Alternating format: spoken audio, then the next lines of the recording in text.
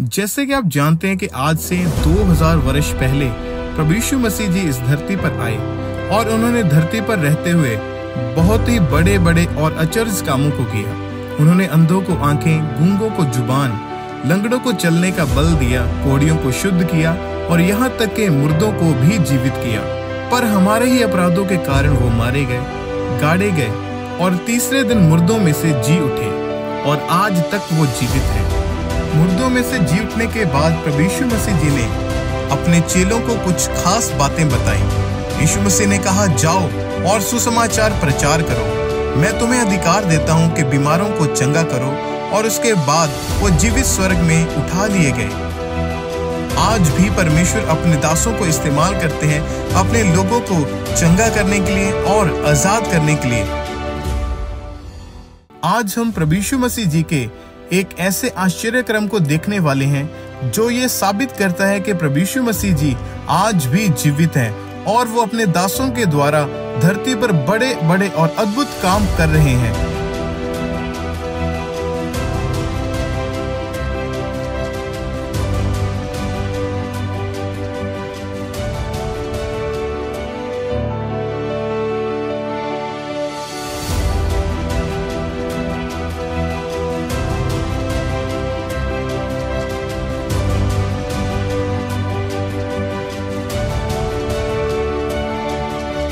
एक बहन की जिंदगी में जो परमेश्वर ने आश्चर्य क्रम किया उसको हम देखेंगे।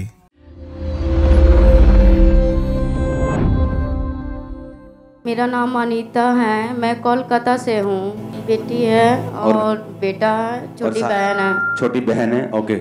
और मेरा ये रोग 8 साल से था और मैं काफ़ी मतलब कि पहले एलर्जी होता था, मतलब ठंड लगने से बहुत ज़्यादा एलर्जी हो जाता था, पर ये सब कुछ नहीं हुआ।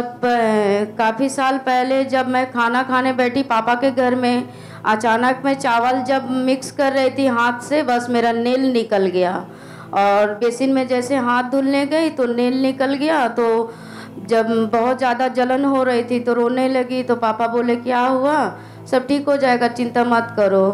तो पापा लोग तो मसीह परिवार में थे, फिलहाल तो हम जहाँ पे मेरा शादी पापा लोग करा है उन लोग मसीह परिवार में नहीं है। फिर भी पापा बहन लोग बोलती थी, छोटी बहन मसीह पर तो बोलती थी परमेश्वर को मानोगी तो सब ठीक हो जाएगा।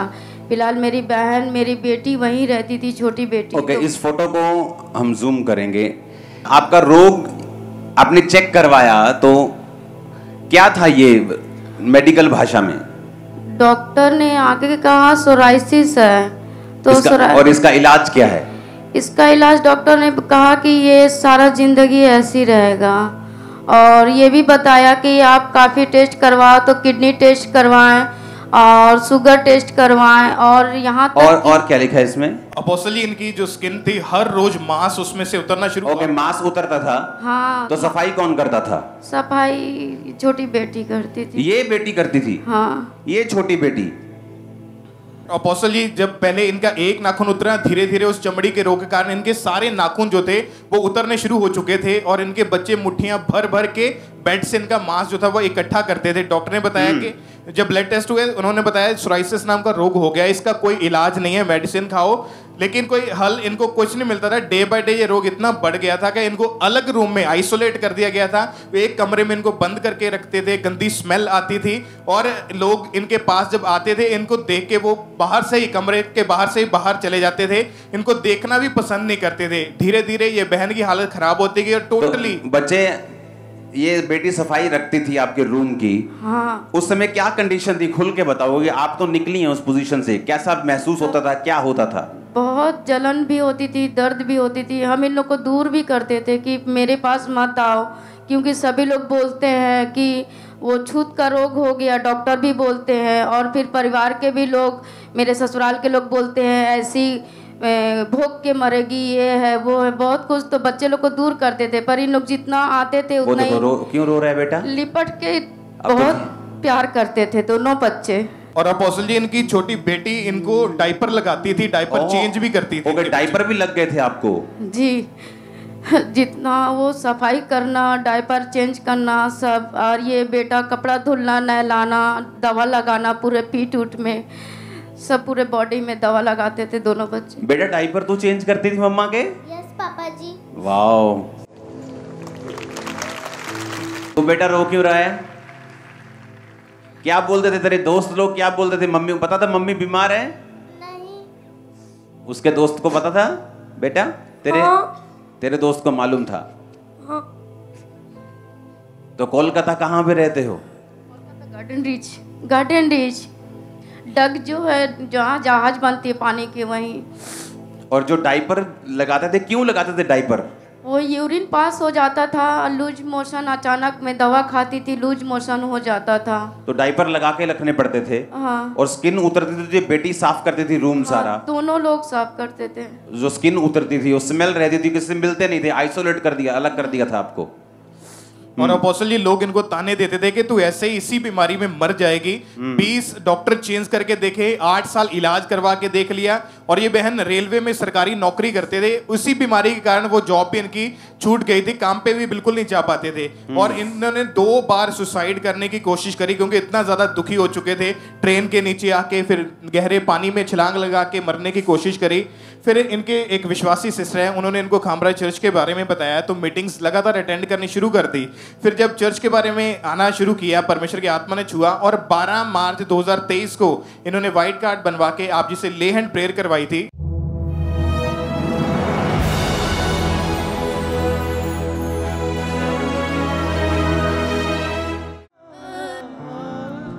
कैसे करूं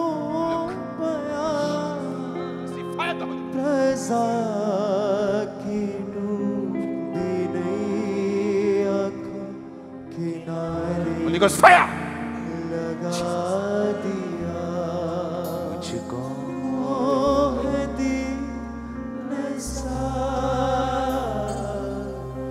मुझको है दीन सा। अपने हाथों को उठा, इस औरत की ओर अपने हाथों को उठा। टेस्टिमनी बाद में देते हैं। ये केस अटेंशन मांग रहा है।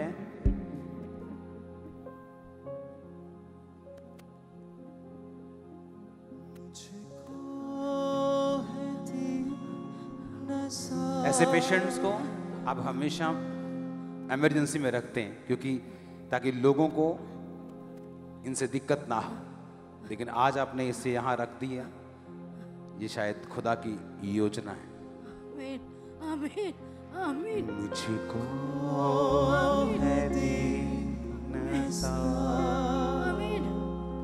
मुझको है दीन सा, रब से मिला दिया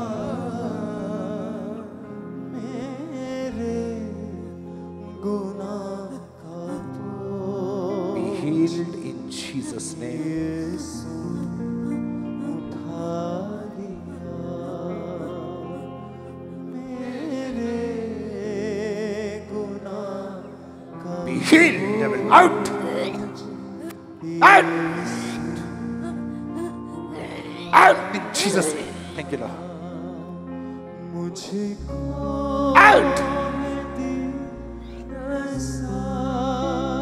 Out! Out! Out! Out!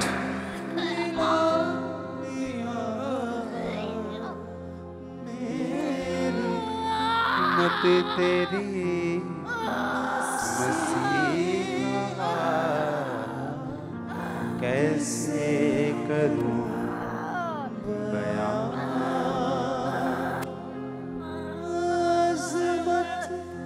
You are free in Jesus' name. क्या हुआ आप खुद बताओ प्रेयर के बाद? और अपोस्टल जी उस प्रेयर के बाद इनकी बॉडी में ठंडक एकदम महसूस हुई। आपको ठंडक महसूस हुई? हाँ। ओह जीसस। और उसके सेम टाइम से इनकी रिकवरी होनी शुरू हुई। आज 6 महीने हो चुके हैं, इनकी बॉडी बिल्कुल क्लीन हो चुकी है। दिखाओ, दिखाओ। कोई सोराइसिस नाम का रोग नहीं है, टांगे दिखाओ। कोई बीमारी नहीं है, कोई टांगे। जख्म नहीं है।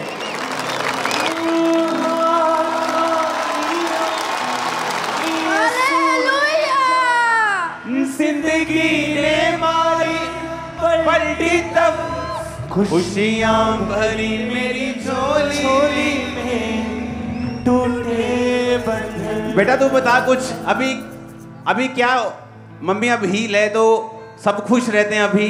हाँ पापा जी। वाह, तुम्हारे कपड़े कितने सुंदर हैं दोनों के। दिखाओ दोबारा से अपने टांगों को दिखाओ जरा, नाखून दिखाओ, टांगों को दिखाओ। ओह जीसस, मेरी झोली में टूटे बंधन। Thank you Jesus.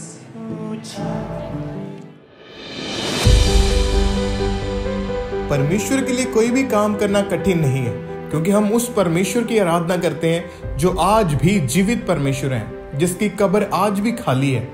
तो अपने विश्वास को परमेश्वर के ऊपर बनाए रखें। जिस तरह परमेश्वर ने इस बहन को चंगाई देकर एक नया जीवन दिया है, आप अपनी जिंदगी में परमेश्वर के बड़े कामों को होता हुआ देखेंगे। आप भी प्रभु यीशु मसीह से नया जीवन प्राप्त करेंगे। परमेश्वर की तारीफ करेंगे इस बड़ी चंगाई के लिए। और सचमुच परमेश्वर ने इस बहन को एक नया जीवन दिया, जैसा कि परमेश्वर के वचन निर्गमन 15 अध्याय उसकी 26 आयत में लिखा है कि मैं तुम्हारा चंगा करने वाला यहोवा हूँ। मायने नहीं रखता कि आपकी बीमारी, आपका केस कैसा है। अगर आप प्रभु यीशु मसीह जी पर पूरा विश्वास करते हैं तो वो आपकी जिंदगी में बड़े काम करेंगे और आपकी परिस्थितियों को बदल देंगे। Praise the Lord.